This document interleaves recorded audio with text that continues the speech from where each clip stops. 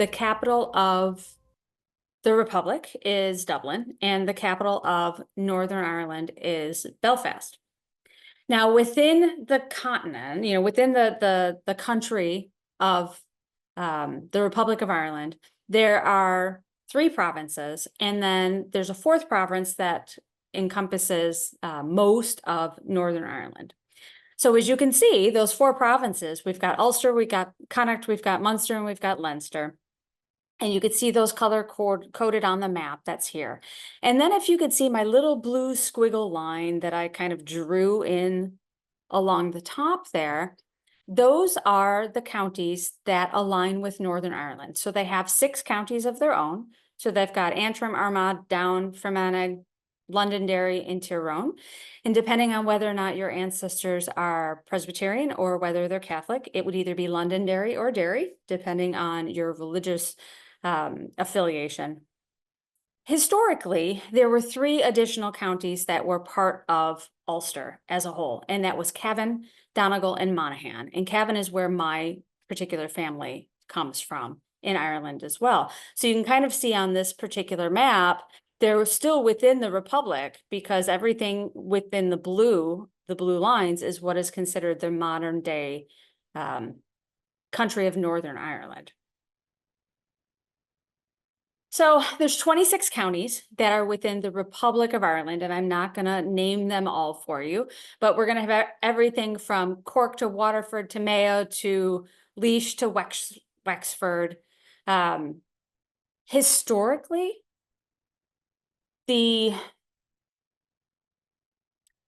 how do I want to phrase this? So historically, Ireland used what were called civil parishes and a variety of territorial divisions that included baronies, which were largely used for land and property, and townlands. So if you're listening to Irish presenters talk about what they call townlands, they're referring to the smallest part of government, which is the individual piece of property that anywhere from 1 to several families would live on at any given time.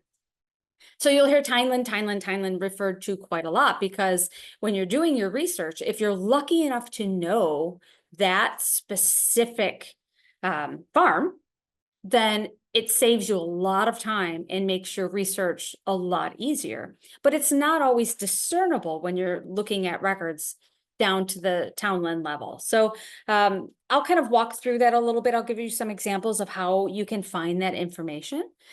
Civil parishes were how they would collect government information up until 1898. They passed a law in 1898 that went into effect April of 1899, where they eliminated civil parishes and baronies, and they focused strictly on county borders. So what you see on this map here is the current geopolitical boundaries for Ireland, whether it's the Republic of Ireland or whether it's Northern Ireland. Now, Catholic parishes follow their own boundaries. So you could easily have, when you're looking at historic records, the civil parish, the barony, the Catholic parish, the county boundary, landed estate boundaries. There's a whole lot of different layers to that puzzle. When you're looking at records now, largely what you're looking at are either the parish boundaries, which can stretch across more than one county, and then the county boundaries. So it's really been streamlined to make it easier to trace your Irish ancestors and your modern ancestors. So as I mentioned, those 6 northern counties chose to remain part of Great Britain when the Free Irish state declared its independence from Great Britain in 1922. And I'll talk about that in more detail on the next slide. So you have those 6 northern counties who chose to remain part of Great Britain. They still fly a British flag. They're still part of the UK. They are not part of the EU, which the Republic of Ireland is part of the EU. So technically they should have a hard border. They do not. But in a lot of places you would still have to stop and show your passports and provide your information in order to cross but not everywhere. On the smaller roads, you can easily go back and forth. So if you've ever been in Europe to continental Europe and you're going between Belgium and France, when you're on the major road, yes, you're going to have to stop and check in at checkpoints when you cross the border. But largely when you're using surface streets, when you're taking smaller roads, you're not going to have to do that. And Ireland and the Republic of Ireland and Northern Ireland are very similar to that. People kind of make this assumption that when you're dealing with the Republic of Ireland, that everybody's Catholic, and when you're dealing with Northern Ireland, that everybody is Presbyterian or Protestant. It's not 100% true. So as I say here, the Republic of Ireland is largely Catholic, but not exclusively Catholic, because you still have Presbyterians, you still have Protestants, you still have Irish. You still have Methodists, right? There's Mormons, there's Jews, there's a lot of religions that are practiced in both the Republic of Ireland and in Northern Ireland. So while it is true that the vast majority of churches that you're going to cross in Northern Ireland are either going to be Presbyterian or Protestant, they aren't all Presbyterian or Protestant. You're still going to have Catholic churches and Methodist churches and Jewish synagogues and things like that. So that actually helps when you're doing your research, because those minority religions sometimes have easier records to find and gain access to in the opposite faith from what the majority of the religion is. So if I'm looking for Presbyterians in the Republic of Ireland, sometimes it's slightly easier to find those records and gain access to them than looking for Catholic records. Or if I'm in Northern Ireland, sometimes it's easier for me to find those Catholic or Methodist records than it is to get my hands on Presbyterian records. So it just depends. Don't make the assumption that if they lived in the South that they were automatically Catholic. There were lots of people who were still, true to the Irish church. So it can help lead you in a direction, but it isn't always 100% the answer. When I'm going to talk on the next slide about the Irish Rebellion and an independent, free Irish state, that took place over a period of years from 1916 to 1922 when they gained their independence from Great Britain. When you're looking for records, just because your family is currently in Northern Ireland does not mean that that is where all of your records are going to reside. Or just because your family might be in the Republic, they might be in Cavan or they might be in Monaghan, doesn't mean that all of their records are in Dublin. There are a lot of records that predate 1922, whether your family was from Down or whether they were from Antrim, that are still in Dublin because Dublin was the capital at that time. So when you're looking for records, when you start to get into the north and you start to get into those 3 counties that are the Republic, but are not technically considered Northern Ireland, but they are considered Ulster, you might have to look in multiple places to really dig deep into those records. But that is for another talk.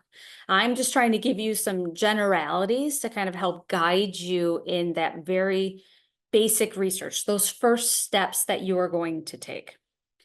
So I mentioned the war, I mentioned the uprising from 1916 to 1922. During this period of war and tension that was going on, there was kind of skirmishes and small time, fighting that was going on between the Republic of Ireland, this Irish who are trying to fight for independence, and the Crown and the British Crown. So after a number of years, they finally received their independence. They created what was at the time called the Irish Free State. So you'll see that on some 20th century records. Now we refer to them as the Republic of Ireland.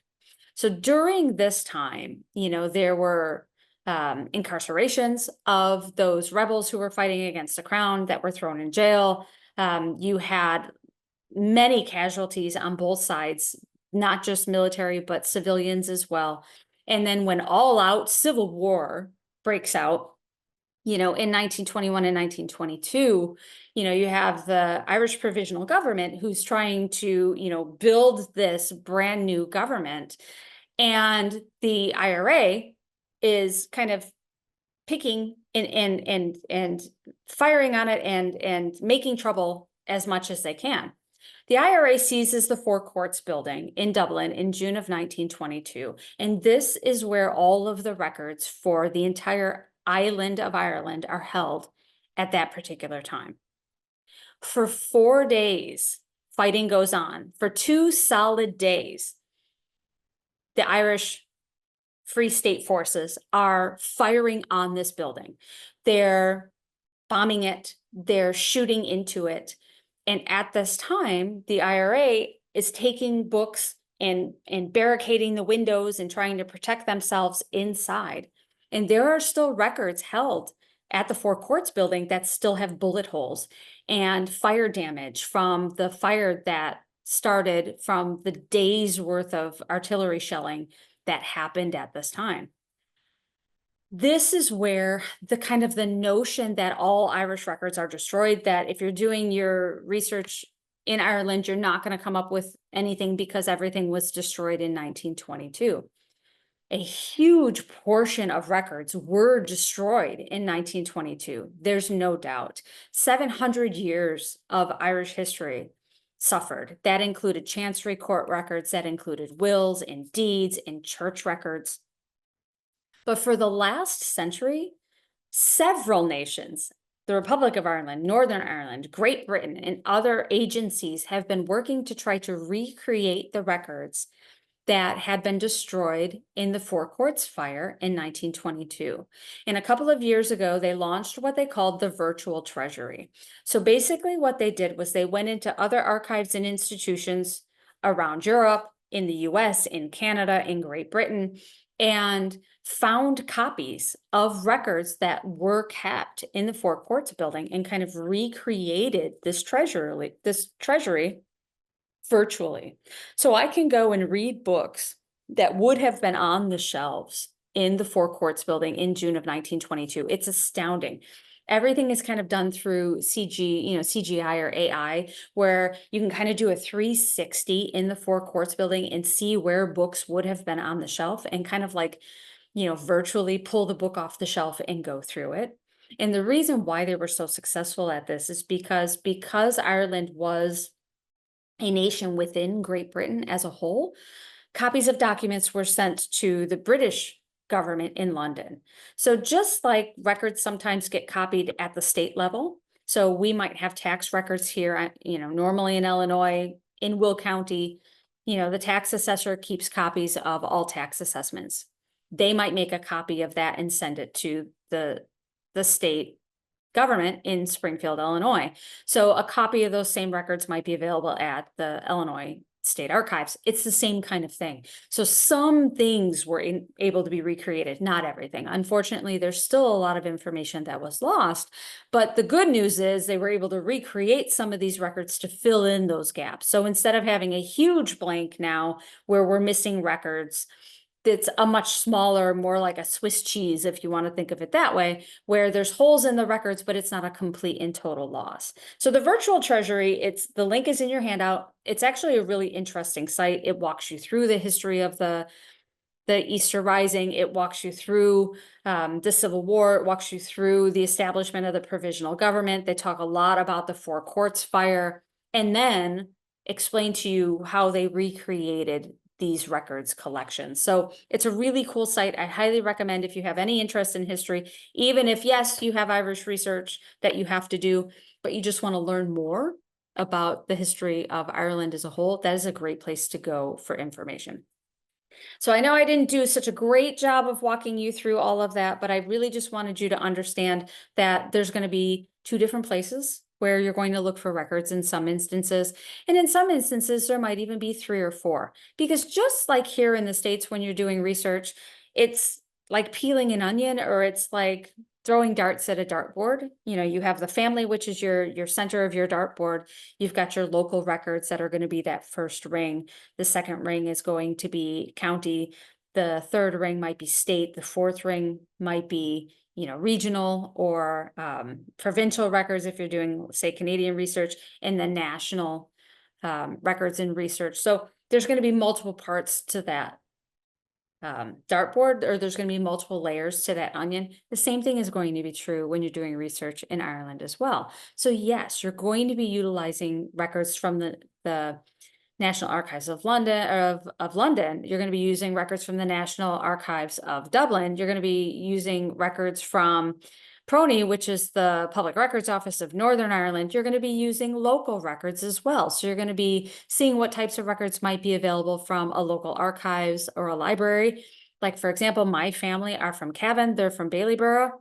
The Cavan Public Library has an archives that has a lot of records related, historical records related to, Cavan as a county, as well as individual cities. So they have a collection of the original workhouse logs as well. So, I mean, again, you don't just want to go straight to Dublin. You don't want to go straight to Belfast. You're going to look locally for some of those records as well. How do I know? How do I even know where to look or who to contact? These sites are going to kind of point you in a direction. So while these are subscription sites, you can kind of glean information out of these collections without necessarily having to pay the fee to view those particular documents. And the reason I say that is because Ireland, Northern Ireland, and Great Britain, the UK as a whole, have worked really hard to make as many records accessible and digitize as many records as they possibly could to help researchers trace their family tree. So that means that the same records collections, and I'm going to show you a couple of examples as we go along tonight, that the same record collection is available in more than one place. So the record collection is available in Find My Past, which is a subscription site, but it's also available in Family Search, which is a free site. So I'm going to kind of talk about how you can kind of do very basic searches in these sites and then take that information and utilize it through one of those free sites. Now, every subscription site is going to have unique collections that you're not going to find anywhere else. And that's going to be the case with whether it's Ancestry UK, whether it's John Grenham, whether it's Roots Ireland.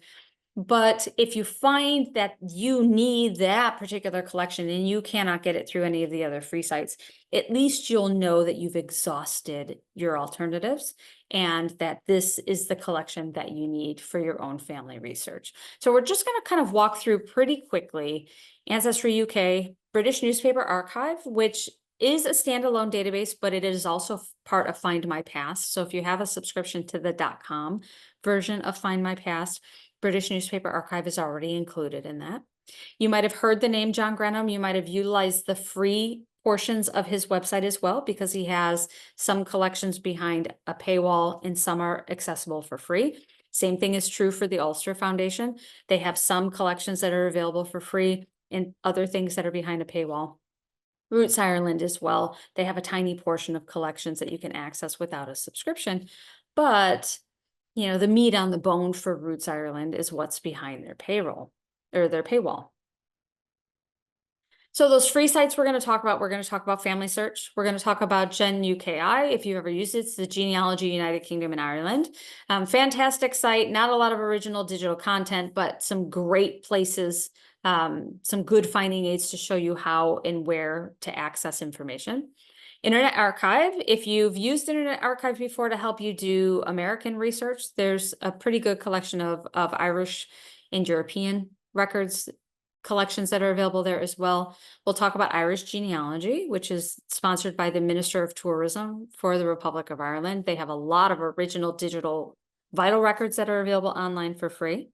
And then we're going to touch on the National Archives and the National Library as well, and then the Public Records Office of Northern Ireland. So PRONI doesn't have a lot of original content that's available online, but it is a great resource, just like the National Archives and the National Library of Ireland, for providing you with the background, the how-to, where to go, how to do the research, who has those records, and how can you get the most out of them. So even if they're not giving you the original digital content, it's teaching you how to use these records. So when you do have to go to a paid site like Roots Ireland, then you know what you're looking for and you're getting the most out of your research.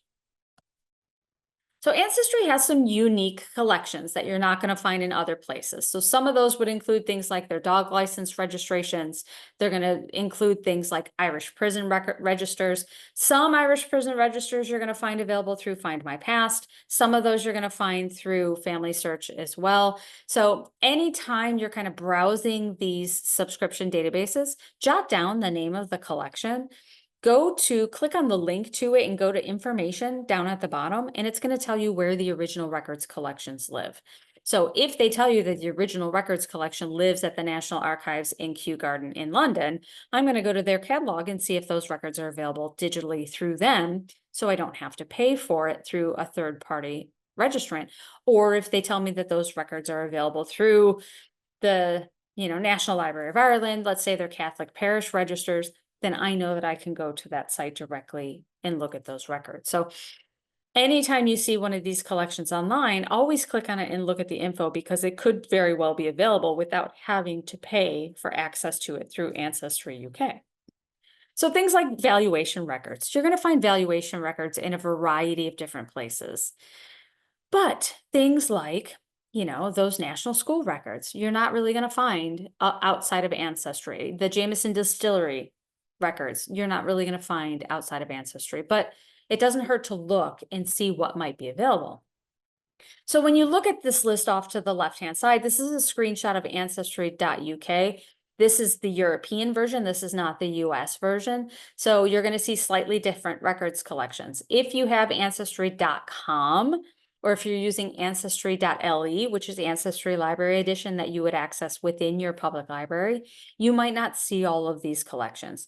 You'll probably see the majority of them, but you might not see all of them. So doing that switch on your computer and putting in ancestry.uk is going to show you some of those collections that are proprietary to Ireland and the UK, not necessarily ones that pop up on the .com. So just keep that in mind as an option if you don't see it through the .com.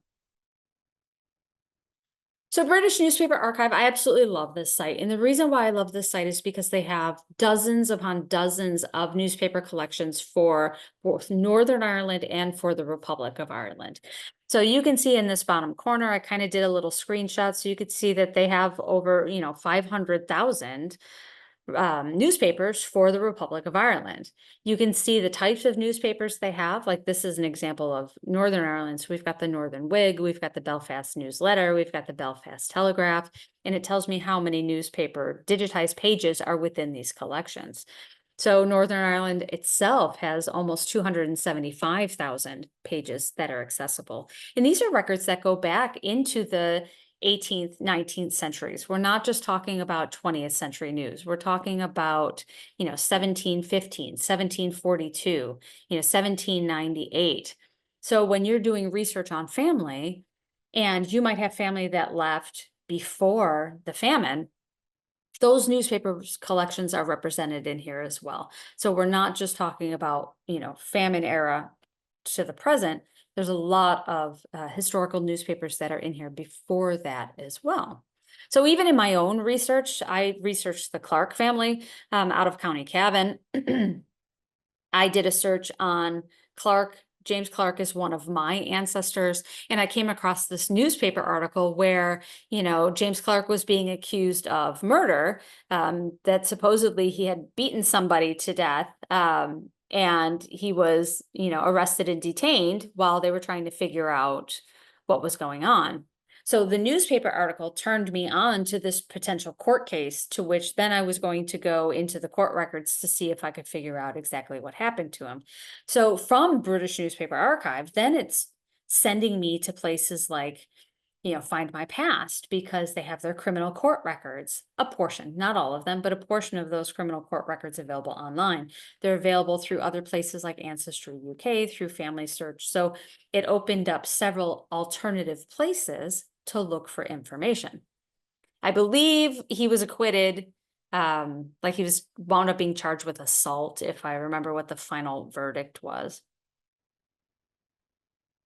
So I mentioned that if you have Find My Past, then you already have access to the British newspapers collections through British Newspaper Archive. If you do not have Find My Past, you could subscribe separately to that or access that as well. Now, Find My Past is trying to break into the US market. So they've been adding more and more US collections to their databases. So if you have Irish Catholic ancestors or Catholic ancestors who are from Philadelphia or Boston or Baltimore, they've added Catholic church registers from those three cities. They have your typical things, the US Census, and they have other types of records available for the US as well. But their expertise are in United Kingdom, Irish, Northern Ireland records. You can sign up for a free 14-day trial. You could also follow them online because usually every other month they're offering free weekends to gain access to one of their collections. So, I would assume within the next week, they're probably going to have access to their Irish collections for 3 or 4 days. Sometimes they'll do their military records around military holidays.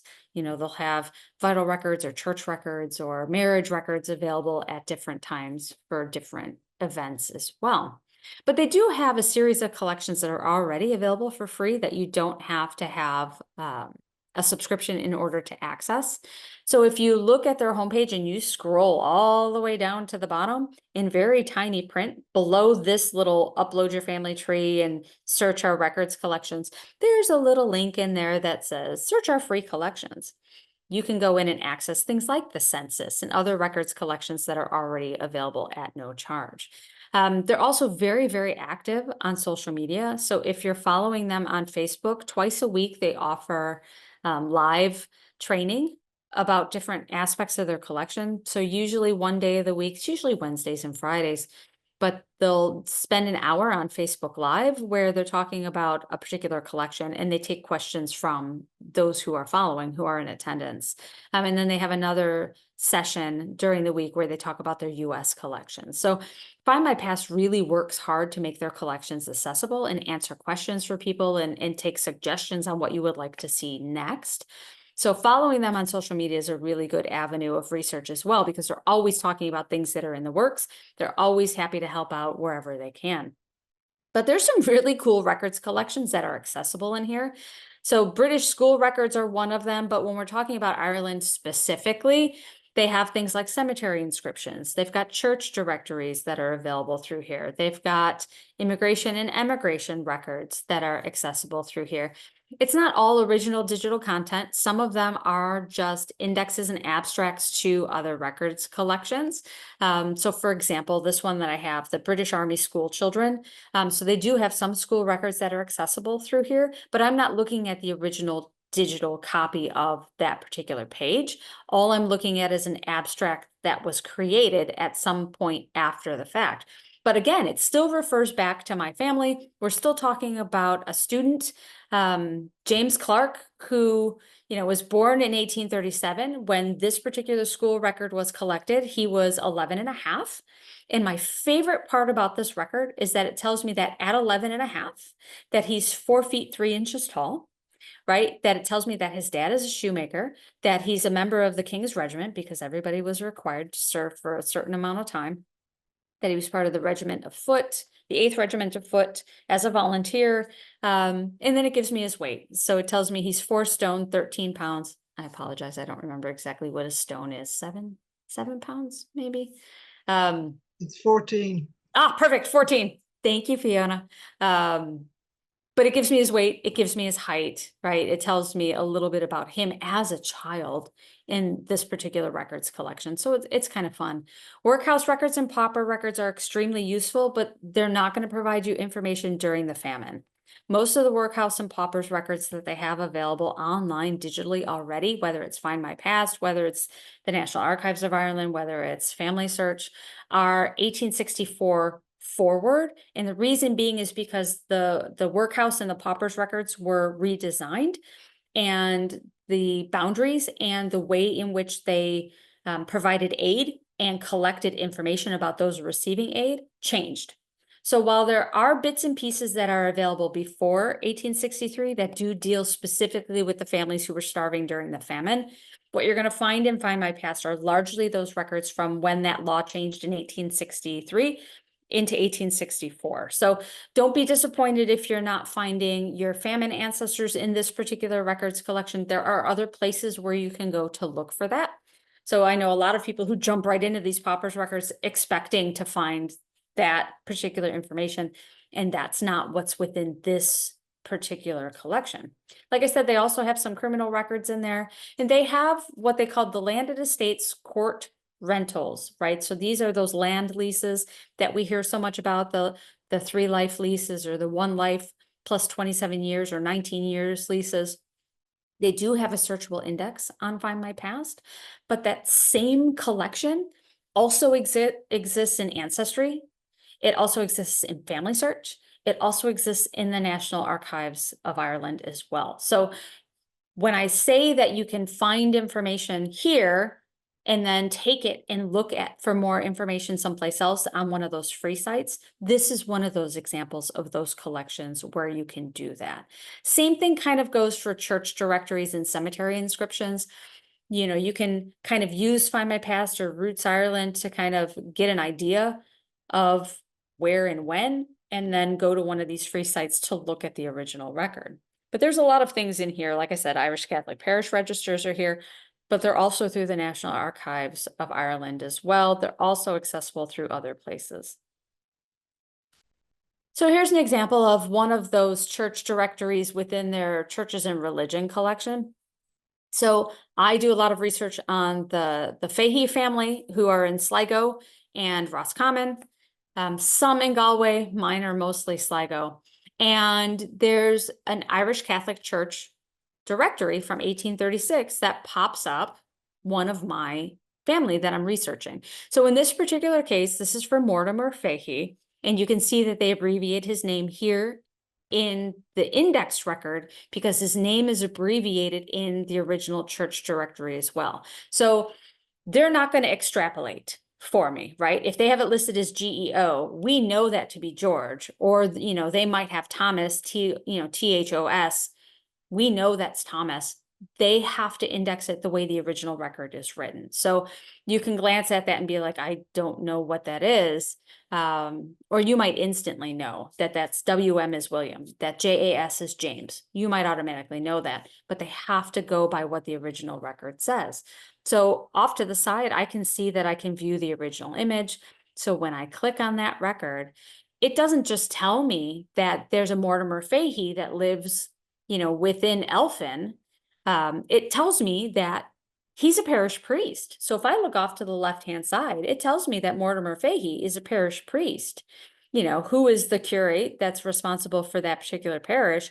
What does that parish oversee? It oversees the two towns of Elphin and Flasker, but that Mortimer himself lives in Elphin. That's really useful information. I might have just thought that he was a parishioner within this church, not that he was actually one of the parish priests. Now I'm going to go and look for Catholic Church records as well to see if I can find any more information about him. So Find My Past, I absolutely love Find My Past. There's some really unique collections that are available through Find My Past, but there's also a little bit of overlap there as well. So Roots Ireland is one of the most expensive Irish websites that you can subscribe to. It's about $250 a year for access to that. And some of those things you're seeing are repeats of what we're seeing from these other sites: cemetery inscriptions, townland information, place names lists, maps of civil parishes. You can get the same information from other sources.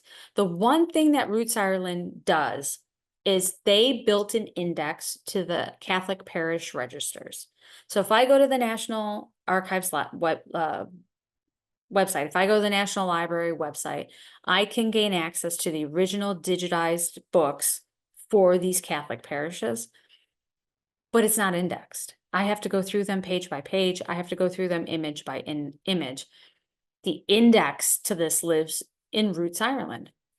So you should be able to do a general search. It should bring up an index page. You're just not going to be able to view the original unless you subscribe, but you should still be able to search the indexes and then jot that information down and then go into the books and go through them manually. It's not going to be a quick process. It's going to take time because once you figure out exactly which parish it is, you're still going to have to go through that whole book to find your ancestor listed within it. But their parish maps, their civil maps, like I said, the Catholic Church maps, all of these different types of maps are going to help you narrow down where your family is within what can be a sizable county. So here's an example. I believe this is Derry because that's where I was doing my research at the time.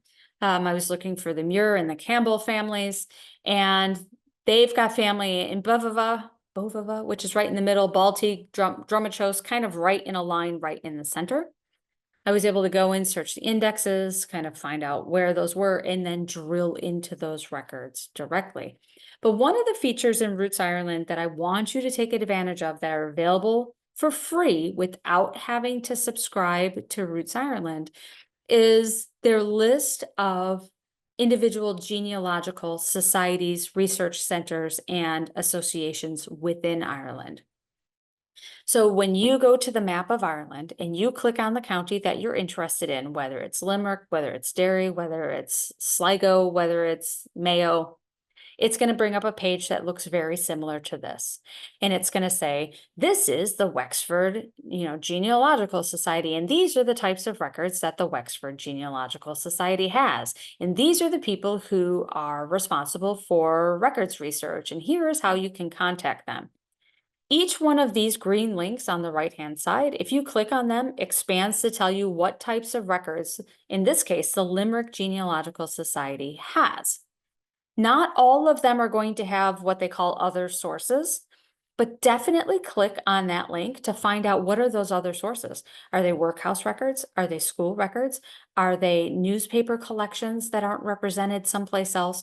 Always make sure you're clicking through these sources to find out what's available. Because also under those other sources could be university collections that are pointing you to land and property records, like landed estate records, or potentially to barony records that might be available. But they fall outside of these kind of predetermined categories: history, church records, civil records, right? So they just kind of generically fall under other sources. Always make sure you're looking under that other sources to see what's there. So for example, here are those other sources that they have for Limerick: workhouse records 1842 to 1922.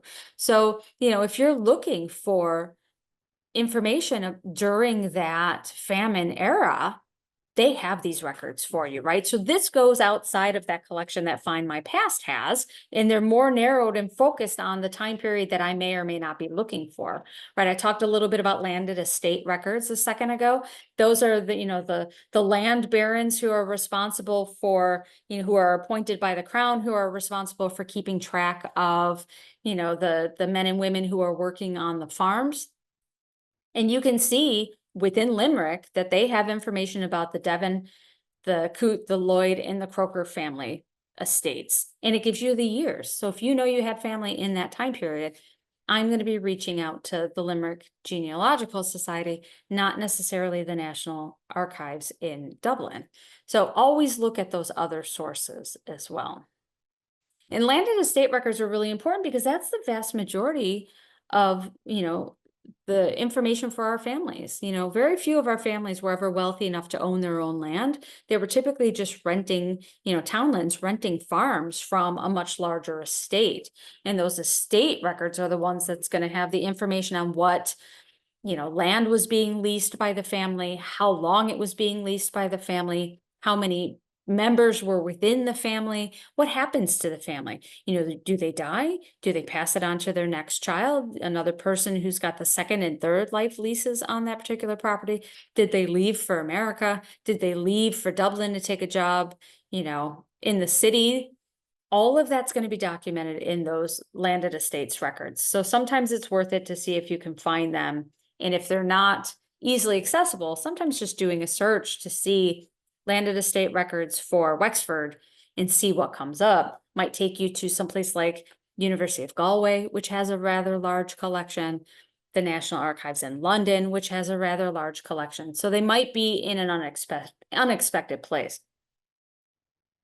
So the Ulster Foundation, while they largely are dealing with records for Northern Ireland, they're still going to have records within those 3 counties that are now part of the Republic. So Cavan and Monaghan, they're going to have those types of records as well. They're going to have a surname report that you have access to. They're going to have school directories. Largely the school directories that they have listed here are for Presbyterian schools. So whether it's the Inch Military School, Presbyterian school, or whether it's a church school, largely these are going to be Presbyterian school records. But they have, business directories, and they have what we in the States would call city directories that they would call postal directories. They've got, election records. They've got vital records that you can purchase directly through their website.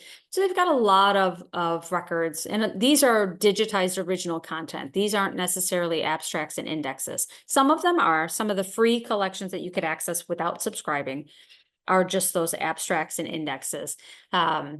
But before I move away from the Ulster Historical Foundation, I had dropped a link in the chat. Hopefully I can have Fiona grab it and repost it for you. The Ulster Foundation does a tour of the US every other year. And this year they're currently traveling. They will be in working with my library and the Fountaindale Library on Monday and Tuesday. So they're going to be doing a workshop for us on Tuesday, March 18th. If you are interested in watching their presentations, they are streaming those live, and we will have access to the recordings until the 21st. So if I give you an overview today and you want to dive deeper into doing Irish research, I highly recommend registering. It's free. It doesn't cost you anything. You can register right through the Fountaindale Library's website. It's fountaindale.org, O-R-G. And Fintan and Jillian put together, it's like a 64-page handout of resources, of places to look, types of records that exist, the handouts for all of the presentations they're doing in the US, whether we're having that particular presentation or not. So just the handout alone is worth registering to attend. But then again, you would be able to watch those presentations and then come back and access those videos again. So that is going to be on Tuesday. This upcoming Tuesday, March 18th, Central Time, because we're in Illinois. So that's going to be roughly 9:15 to 4:15. So it'd be 10:15 to 5:15 your time. But again, free, easily accessible. I'll drop the link in the chat during the Q&A again. But Ulster Foundation is going to be doing that program for us next week. So types of things you can find, like I said, if you go to their website, there's several things, collections that you have access to without having to subscribe and pay a fee to access their records collections. They do a really good job of describing the different types of acronyms and symbols and words that you're going to see in records collections. Here's an example of that. They've got some fantastic finding aids on how to dig deeper into valuation records and land records and church records. They're really a fantastic organization, and they work in conjunction with PRONI, which I'll talk about at the end, the Public Records Office. So you can hire the Ulster Foundation to go and pull records at PRONI for you and send them to you. They're really fantastic. But if you're planning on doing a research trip and you're going to go overseas and you know you're going to be going to Belfast, definitely schedule a one-on-one with either Fintan Mullen or Jillian Hunt and have them walk you through the types of records. They're truly astounding. John Grenham, I mentioned earlier, if you've ever visited his website, he has a free portion on his website as well as subscription records collections that you can access. It's about $75 a year for the full access. You don't necessarily need the full access. The things I'm talking about here, you're going to be able to access for free.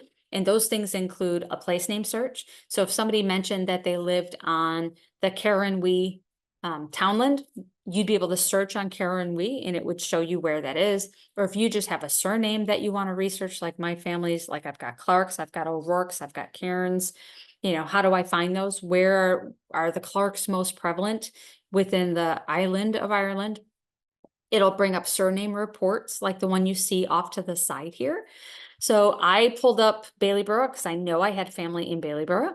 It tells me the parishes that are near it. It tells me the most common surnames within it. So you can see Clark is the #1 surname within Baileyborough, followed by Rileys, Youngs, Smiths, Carrolls, right? All of those families and how many types of records are accessible for each of those families.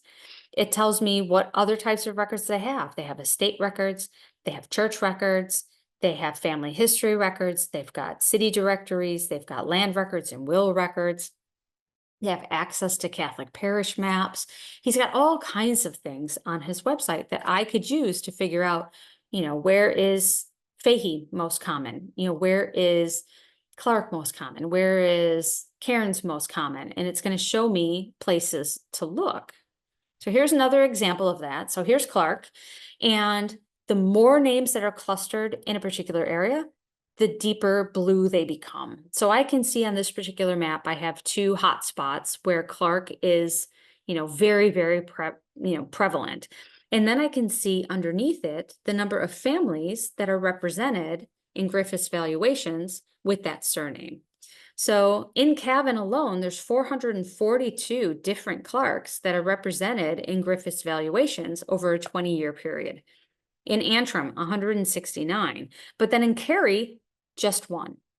So if you know your family was in Cary and there's only one Clark family represented there, that is most likely your family.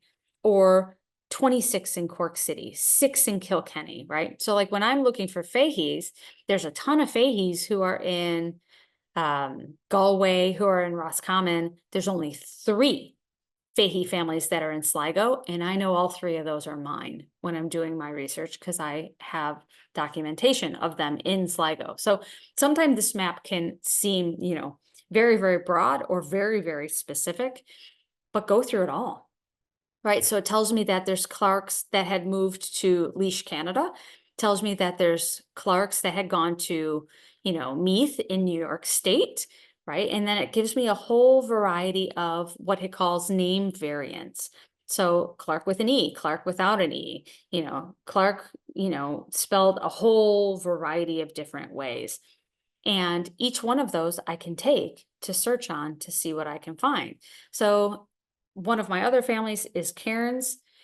In the States, we spell it Karins, almost like Karens. When I pull up Karen's in this particular website, it gives me 8 different spelling variations, everything from Kern, Kern, to Karen's, Kearns, to, Karen's, like the rocks, the stones, Cairns. Like, so each one of those is an avenue of research. So if you have a surname like that, where it's spelled a variety of different ways, then taking a look at John Grenham's website could really help you. So now John Grenham does have those collections that are available for free. If I'm doing a surname search, like if I'm using that heat map to search for surnames, on the free site, I'm only going to get between 3 and 5 searches before it's going to pop up and tell me to subscribe. Sometimes what I'll do is I'll change browsers. I'll go from Firefox to Chrome, or I'll go from Chrome to Edge. Sometimes I'll just clear my cache and my history, and I'll do another set of searches. Sometimes I'll just wait till the next day and start all over again. But you still have access to a decent number of searches before it's going to ask you to subscribe. And then that information that heat map is providing for me, I can then take and search these free websites. I can look in family search in those counties to see what I can find. I can go out to the genealogy, UKI, and do a search through their indexes for the censuses and the census substitutes and see if that name pops up there. I can go out to Internet Archive and I can look for those postal directories and see if I can find the names represented in there. So I can use Grenham's site to search these free sites to see what else I can find. So Family Search, you've probably already been using it for doing research here in the States. They've got some really strong Irish family collections that are accessible through there. If you have access to one of the affiliate libraries, I'm sure Fiona can tell us in the Q&A whether or not the Somerset County libraries are affiliates, Family Search affiliates. Then if I go into my affiliate library, then all of these records collections that show up in the card catalog, I would be able to view within the building. So some of them are accessible. Those ones that have keys above them when I'm looking at it are ones I would have to go to a library in order to view. But look at the types of things we have in here. We've got censuses. We've got tithe allotment books. So basically the fee that you would pay to the church to help support the parish and the parish priest. They would have the books when you refused to pay, the tithe allotment books. They've got things like tax records. They've got like flax taxes. They've got things like poverty relief funds. Those would be like those records you would be looking for workhouses and famine records, right? The Irish Valuation Office book. So when you go to Grenham and you do a search on a name and it tells you that Clarks are in these townlands, then I can take those townlands and I can go and look at the valuations on those. And they usually tell me who owns it, who's renting it, who else lives there. There's a lot of information that comes out of those valuation books, and they're accessible online. Family Search is one of them. The National Archives is another. What I love about Family Search is taking advantage of the wiki. So if you're not using the wiki when you're doing Irish research, you're missing an opportunity to expand your understanding and your knowledge about the types of records that are available and where to find them. So what I love about Family Search is that, they'll tell me what records exist and where they are, not just where they are on Family Search, but where they exist in the world. And I'll show you that on the slide next. But it gives me kind of the map of the island, kind of like the one I showed you a little earlier. Here I was specifically looking at Sligo, tells me what types of records are available. Well, they've got Catholic church records, they've got Presbyterian church records, they've got Methodist church records, they've got Church of Ireland records, they've got those estate records I was talking about, those land and property records, wills, probates, those things. So Sligo has all of these things. So if I were to click on any of these links, what on the right-hand side, whether it's school records or taxation records, it's going to tell me. If I click on the record loss, it's going to talk about the Four Courts fire, and it's going to talk about the types of things that were lost in the fire in 1922. There's two links that I have in my presentation that are not in your handout, and I'm going to point those out to you at the very end, but one of them deals with landed estate records. So if I'm here in Family Search and I'm looking at these records collections and I click on land and property, it's going to give me a whole long list, I'm going to show you that in a second, of the types of records that are available through Family Search. But if I scroll down even further, it's a really, really, really long page that it's going to give you. About 3/4 of the way down, there's going to be a link that says landed estates, and that's this one right here. You could still get to it by going to Family Search and going to the wiki page and just typing in Ireland. Or if you want to do a screenshot of this and copy this particular link down, you absolutely can. I have no problem with that. But remember how I said they don't care if they have the records, they just want you to know where to go to find them? Look at all these examples. Ancestry, Family Search, Find My Past, Ask About Ireland, Find My Past, right? It's showing you all of these places. Prony is listed in here where I can go to find more information about my Irish ancestors. So the wiki provides a lot of really good information on where to look, what's accessible, where can I find it. They also have records, Irish records in their book collection. You can go directly through the card catalog to look at microfilmed copies of records. There's a lot of things that Family Search has that is 100% free for you to access. So like I said, I'll go into Ancestry and I'll do a search. I'll take that data and I'll plug it into Family Search, or I'll go into Roots Ireland. I'll jot down that information or that records collection and see if it's available through Family Search. If it's not in Family Search, then I'm going to check to see if it's in Gen UKI. I'm going to check to see if it's on the National Archives website in Dublin. So there's different places for me to go. So Gen UKI, largely, again, free, but it's largely just abstracts and indexes. I'm not looking at original digitized content, but it's pointing me to those records collections that Irish people are creating.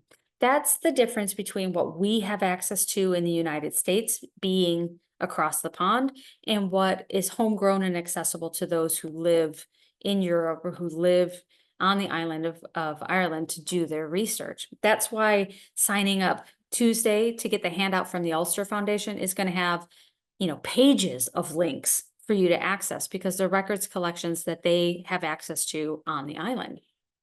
Again, this is going to include court records, genealogies, land inventories, just like what we saw on those other sites. They too have done an excellent job of making information available. If they don't have it, who does? So same thing that we saw on Family Search.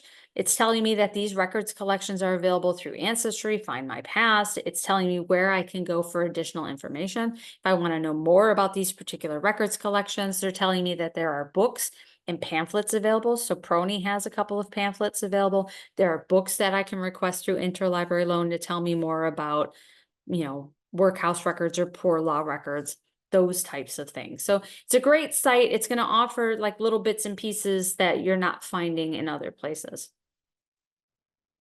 Internet Archive, again, has a lot of current genealogy books, whether you're, researching your Irish ancestors or your Northern Irish ancestors. There's going to be, here's an example of some of the genealogy books that are available for you to check out and download. Internet Archive allows you to check out books for up to 2 weeks. So you would be able to go in and take advantage of any of these records collections that are within there. They do have some original content that's within there as well. If you've ever used Internet Archive before, you know that when you open up a book and you do a search, it's going to show you in the bottom all of the places where that particular reference appears in the volume. So I did a search on Cavan, and all those little blue links tell me that they reference Cavan within this work. And then they always give me a paragraph to tell me about what that is. So page 22, they've got genealogical queries and there's a link. Page 27, that there's, the From Ireland website with a link to Cavan. And it's kind of showing me in context. So I could say, oh, I do want to know more about that. And I can click on that link. Again, all of these are accessible to download. So Irish genealogy is sponsored again by the Ministry of Tourism. So these are original vital records that we have access to digitally from the 1860s up to the 1960s. If you have family like mine that left before 1864, this isn't necessarily going to offer a lot of information for you, but it's still a good resource to see where names and surnames are most common, especially when you're looking at things like death certificates where they're giving the parents' names, or marriage licenses where they're giving the townland or the parish on them. They could be really useful. So again, this is a free site, costs you absolutely nothing. You could see, you can search church records, civil records, or just do research in general. So again, I think on this one, I was doing research on the Clarks. So I did a search again for James Clark and Patrick Clark. It shows me all of the James Clarks that they have in their index from 1820 to 1866. It shows me those records, and I can click through any one of those to be taken to the original vital record. So I can see on this bottom one that the birth of James Clark occurs in 1866, tells me that it takes place in Cavan. It says see register entry, and I can click on that, and it takes me to the actual entry here. So on the bottom, it tells me that James is born to Thomas Clark and Rose Clark Keogh, which is her maiden name. It gives me her aunt, and her mother, who are the witnesses, and the date that the birth occurs, July 16th, 1866. So I'm looking at the original vital record, and it's not costing me a dime to access any of these.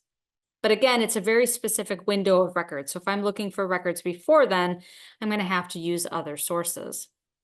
National Archives of Ireland has a lot of really good information as well. Fantastic genealogy guides that are accessible, those tithe allotment books. You can see on the right the types of things they have, census records, census search records for those 2 censuses that were destroyed in the Four Courts fire.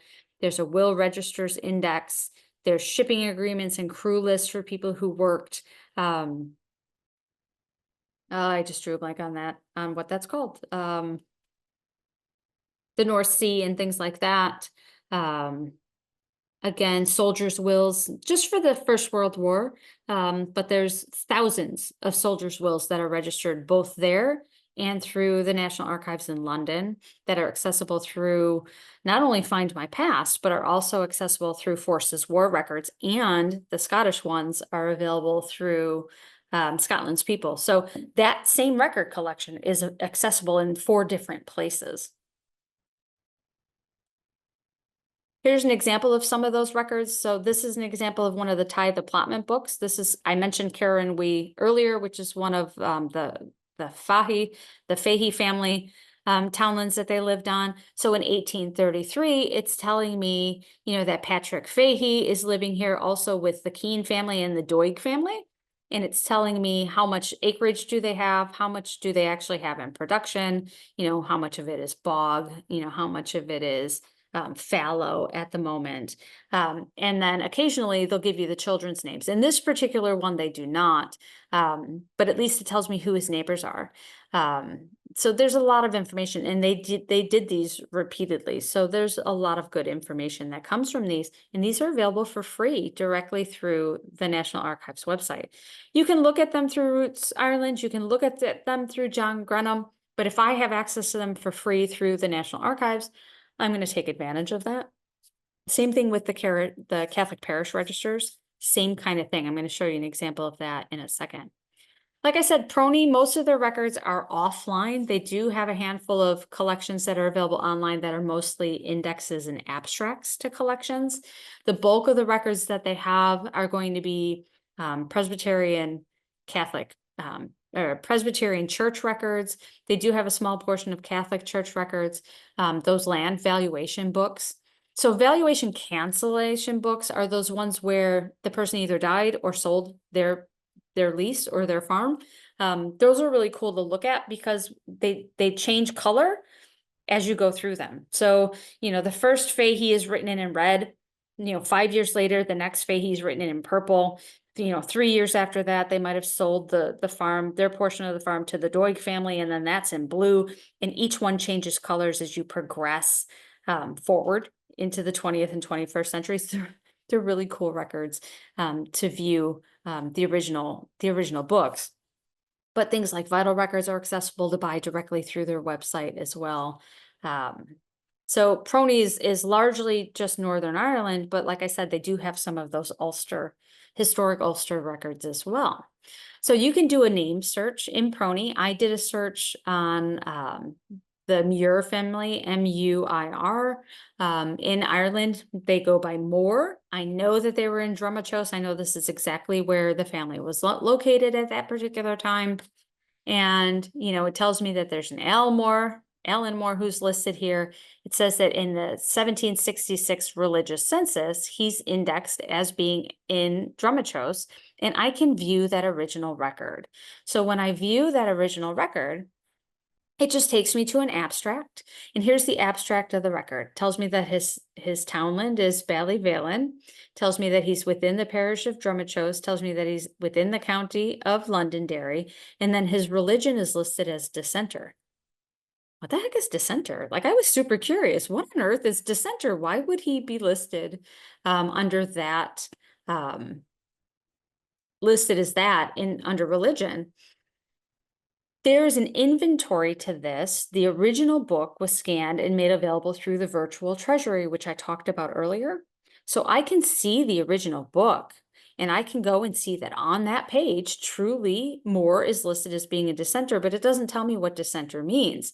But through the National Archives of Ireland, they put together a finding aid to explain what the 1766 religious census was and what type of information did they collect. And on that PDF is where it told me that dissenter meant that these were families who were Catholics. They were Papists. So in the highlighted area, it tells me that D for dissenter, which are Papists. So they were Catholic, living in a Protestant and Presbyterian area in Northern Ireland. So I can look again at the original record and see that it tells me that he's a dissenter, but it wasn't until I found this finding aid explaining what this book was and what it did, do I understand truly what D for dissenter means. So that's where I'm using 3 different records collections through 3 different sites to find the answer to my query. Now, National Library of Ireland, like I said, Roots Ireland has that index to Catholic parishes, but if I want to just browse the Catholic parish books directly, I can do that through the National Library of Ireland. I can do that through the National Archives as well. So I can bring up the map showing all of the parishes, and I can click on the parish that I'm interested in. So I did a search on Cavan, knowing that my family was in Baileyborough. I click on Cavan, and it tells me right across the top. Oh, excuse me. Oh, sorry, I had to sneeze. Excuse me. That Baileyborough in this particular set of records is a variant for the name Killane. So it tells me right at the top that this is what I am looking for. And it tells me, Killane, Baileyborough, and the dates represented, 1835 to 1850 for marriages. For births, I think it's 1849 to 1870. And I can click on each one of those books and go through that book image by image as if I had the book in front of me.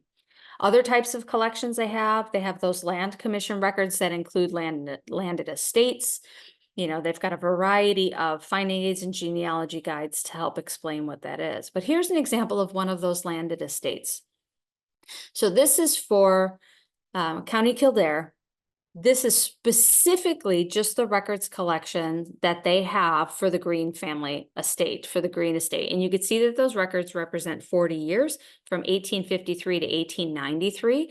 And these are the types of things that are within it. So it tells me, documents regarding rentals in Drumcondra, documents related to the sale of land in Greggy, in County Carlow, valuations of the Green Estate and Irish Land Commission correspondence, 1920 to 1935. So lots and lots of records within here that would talk about and represent individual families, because there might have been 3 families that were renting land in Drumcondra, and between 1893 and 1908, that might be the window in which your family is living there. And those would be records that you would want to view.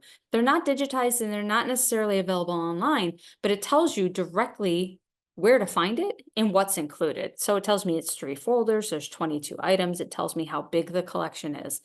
And you could reach out to them for additional information. So just because something isn't online doesn't mean that it doesn't exist, and doesn't mean that it's not accessible to you offline. You're just going to use online resources to dig a little deeper. But this talk is sheerly just telling you about how to find information. It's just kind of an overview of the types of records collections that exist. So in your handout, all of these websites that I did not talk about today are going to be represented, that you're going to be able to utilize to dig deeper.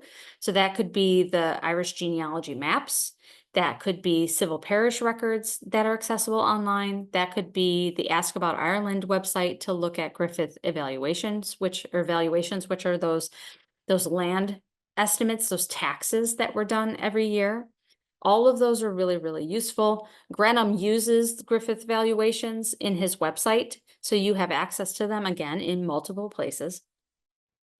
I talked about 2 links that you have tonight that I did not put in your handout, and that's because if you took the time to be here with me tonight, I wanted to make sure you got a little bit of extra that, people who are just going to download the handout won't necessarily receive. And those are the landed estates that are accessible through the University of Galway. Now, it only represents 2 to 3 counties, but if your family is living in one of those counties, then it's really worth it. Galway, Carlow, I apologize off the top of my head, I can't remember the third, but it's a database you can search by surname. And then the Church of Ireland. So I talked about Catholic records, I talked about Presbyterian records today, but I didn't talk about Church of Ireland records. They have an online parish index to their vital records accessible through their website. So if you know that you had family that was Church of Ireland, you can easily take a screenshot of this page, go to that link, and do some further research on your Church of Ireland ancestors.